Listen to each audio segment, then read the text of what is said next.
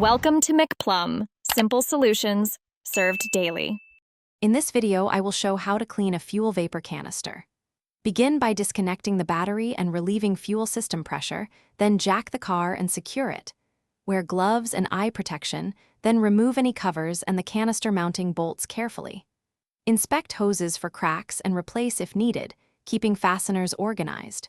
Use a soft brush and soapy water on the exterior, rinse thoroughly, and dry before reassembly.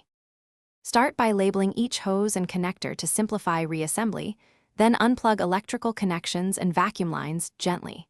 Use a jack and stands to reach the canister area safely, and remove any shields or covers first. Support the canister with one hand while unbolting the mounting hardware to prevent damage. Place removed parts in a clean tray, then transport the canister to a well-ventilated workspace for cleaning with care. If you're finding this guide helpful, please subscribe and like to support more practical tips.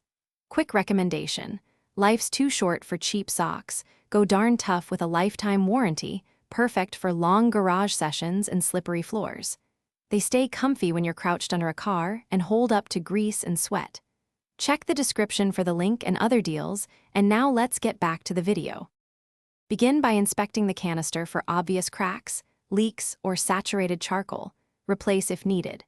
Clean the outside with mild detergent and a soft brush, avoiding forceful water jets near valves or sensors.